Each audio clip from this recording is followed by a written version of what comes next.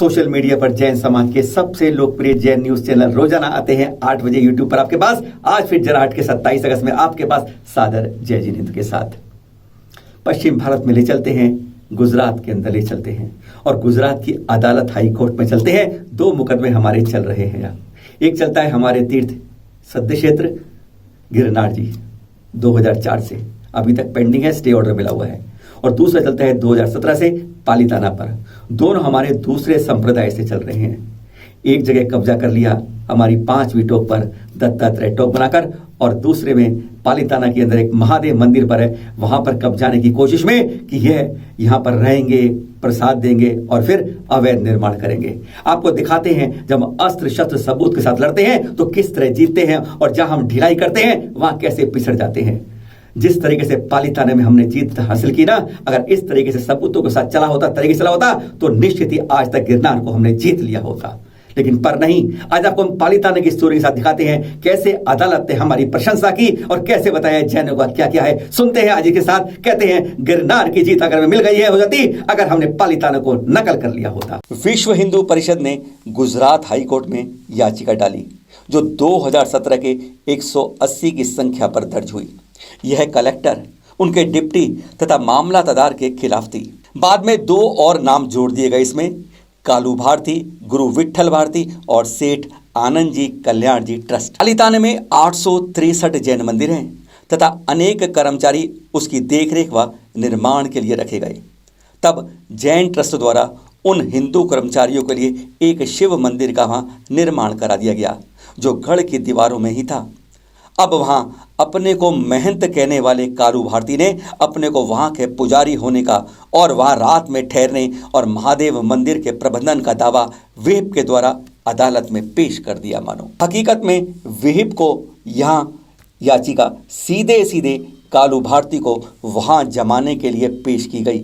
विहिप का मंसूबा काली भारती को नीलकंठ महादेव शिव मंदिर पर कब्जा दिलाने की मंशा से था। यह उसी जूनागढ़ से आया था जहां से गिरनार पर कब्जे की कोशिशें हो रही हैं। इस याचिका को विहिप भावनगर जिले के उपाध्यक्ष भारत भाई मधु भाई राठौड़ ने डाला। जैन ट्रस्ट ने स्पष्ट कर दिया कि 16 मार्च 1877 को पालीताना राज्य से हुए करार के अनुसार तलहटी से पहाड़ तक के सभी जैन और अजैन मंदिर, जिसमें 800 से ज्यादा जैन मंदिर, एक शिव मंदिर और एक इंगर शाह पीर की दरगाह आदि सभी का स्वामित्व उसके पास है, जिस पर किसी को कोई विवाद नहीं है। ट्रस्ट ने स्पष्ट कर दिया कि 1877 से महादेव मंदिर के पुजारी की नियुक्ति राज्य करता आ रहा है, जिसका वेतन तब से अब तक जैन समाज ही देता आ रहा है, और इसका निर्माण भी जैन समाज ने इसलिए करवाया क्योंकि जैन मंदिरों के निर्माण में अनेक हिंदू कारीगर कर्मचारी लगे थे, उन्हें धर्म लाभ हो सके। यह भी स्पष्ट किया कि अपने को महंत कहने वाले कालू भारती 2016-17 में आए और महादेव मंदिर पर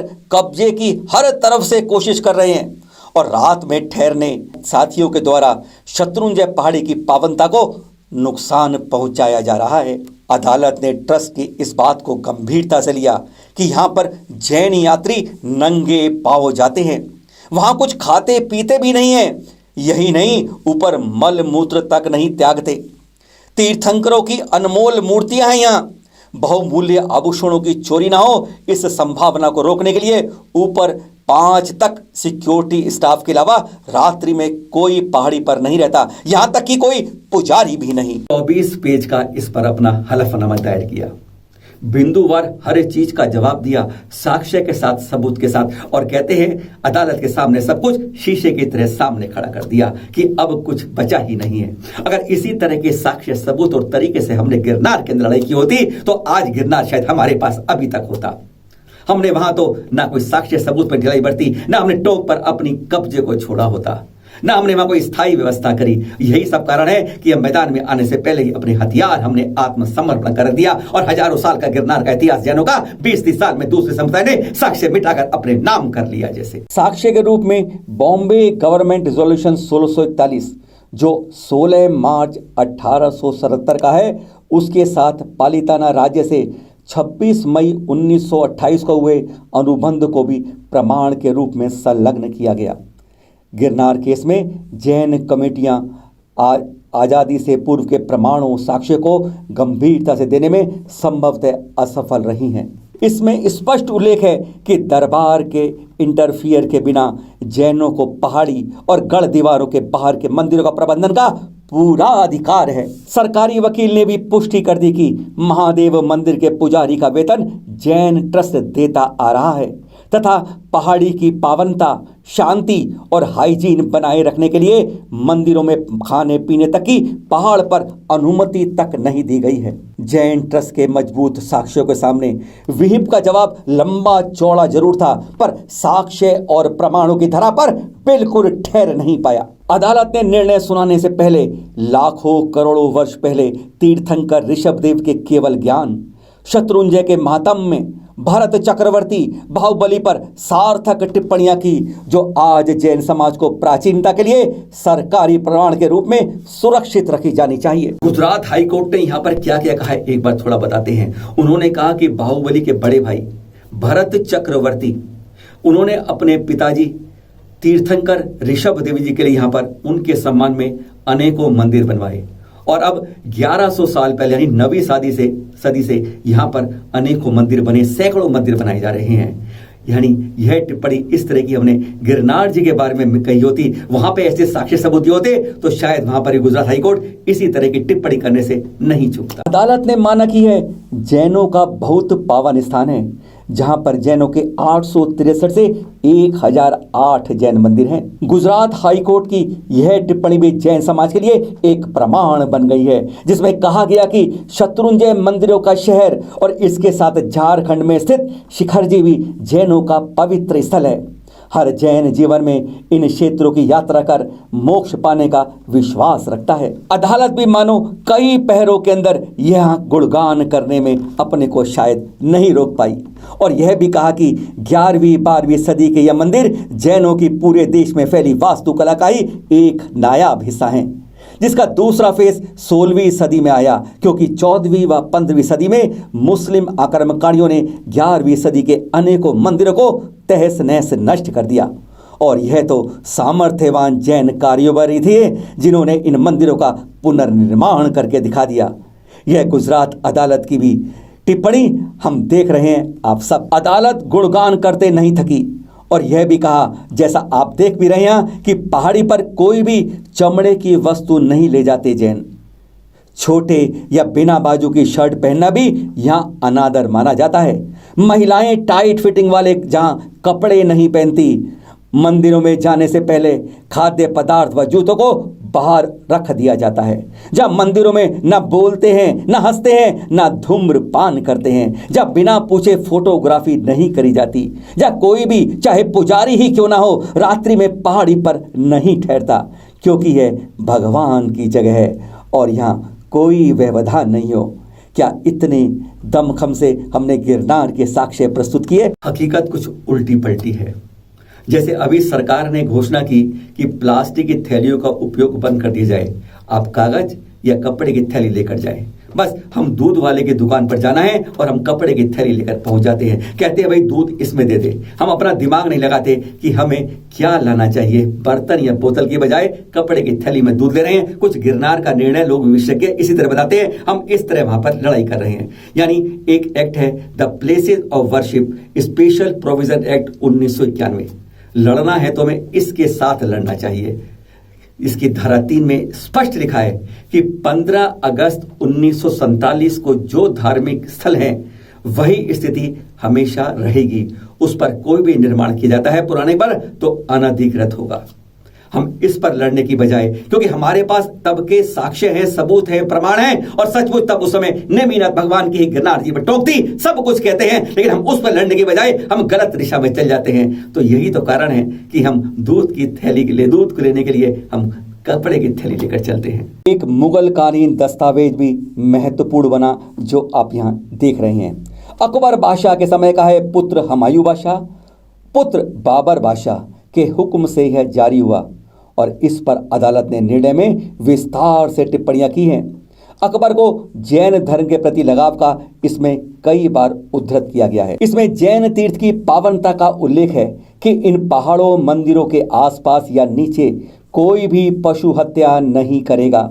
उल्लेख किया गया है सिद्धाचल, गिरनार, तारंगा, केसरियानाथ, गुजरात की अबू पहाड़ी, राजगिरी की पंच पहाड़ी, समेत शिखर यानी पारसनाथ जो अब तब बंगाल में था, तब सभी जैनों के पूजनीय स्थल हैं। क्या इसको हमने गिरनार के केस में साक्ष्य बनाया? शायद नहीं। आनंद जी कल्याण जी ट्रस्ट ने अपने याचिका के जवाब में इतने मजबूत साक्ष्य, फोटो, प्रमाण संलग्न किए कि अदालत को याचिका वेब की रद्द करने में ज्यादा समय नहीं लगा। निर्णय सुनाते हुए अदालत ने स्पष्ट कहा कि कालू भारती जो दूर जूनागढ़ से यानी नेमिनाथ तीर्थ या नेमिनाथ भगवान के स्थान से आया है, इस कोर्ट को आगे प्रमाण के रूप में रखा जाना चाहिए। महत्वपूर्ण निर्णय सुनाते हुए अदालत ने कहा कि यहाँ पर कोई नया निर्माण बिना ट्रस्ट की अनुमति से नहीं किया जा सकता और अब तक ऐसा कोई अवैध निर्माण वहाँ किया गया है तो पुलिस बल उसको तुरंत हटा दे।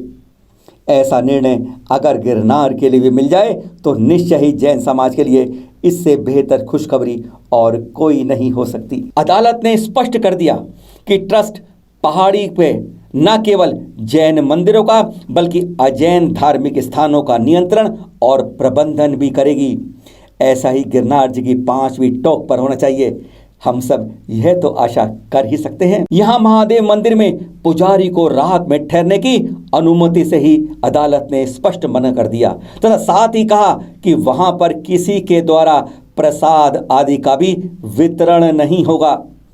तलहटी से पहाड़ी तक किसी भी प्रकार का निर्माण जैन ट्रस्ट की अनुमति के बिना नहीं कराया जाए। ट्रस्ट ने अदालत को बताया कि वहां अवैध निर्माण हुआ है तो अदालत ने राजकीय अधिकारियों को तत्काल उसे वहां से हटाने के निर्देश दे दिए। जूनागढ़ से आए स्वयंभू महंत कालू भारती के बारे में तो अदालत ने यहां तक कह दिया कि वह तो मंदिर के पुजारी बनने के योग्य भी नहीं है। अपने निर्णय के अंत में अदालत ने कहा कि कालू भारती की निजी मंशा की पूर्ति के लिए विहिप ने यह याचिका जो डाली है स्वीकार्य नहीं है, इसलिए इसे निरस्त किया जाता है। जिस तरीके से पालिताना और गिरनार जी एक ही राज्य के एक हाईकोर्ट के 2 निर्णय आ जाते लगते हैं, एक में अभी स्टे मिला है पर बात पलटती हुई दिखती है और दूसरे में हम जल्द 2 साल के अंदर जीत जाते हैं। दूसरे की याचिका निरस्त की जाती है। एक ही संप्रदाय में 2 तरफ से लड़ रहे हैं हम, लेकिन यहाँ पर हम कहते हैं पालिताना हमारा था,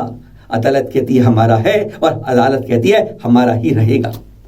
यहाँ पर 813 से ज्यादा जैन मंदिर हैं। यहाँ पर बनी हुई पीर की दरगाह हो, चाहे महादेव शिव का मंदिर हो, उसका प्रबंधन और नियंत्रण जैन समाज के पास रहेगा। वही उसके पुजारी को वेतन देंगे, वही उसका सुरक्षित करेंगे, वही उसके कोई कमी होती है उसका निर्माण करेंगे। उनके बगैर यहाँ पर एक ईंट नहीं रखी जा सकती। इसी तरीके से हमने अगर गिरनार को समझा होता, गिरनार के लिए इसी तरह लड़ाई की होती, इसी तरीके से साक्ष्य सबूत प्रमाण दिए होते तो आज यह दिन नहीं देखना पड़ता कि हमसे हर कुछ छीना जा रहा है। अरे जहां हजारों की विरासत थी हमारे सालों की, उसे 20-30 साल में मिटाकर एक तरफ किया जा रहा है। चिंतन की बात यही है कि गलती कहां करते हैं और फल कहां भुगतते हैं। नई एपिसोड के साथ फिर मिलेंगे कल आपके साथ। सादर जय जिनेंद्र।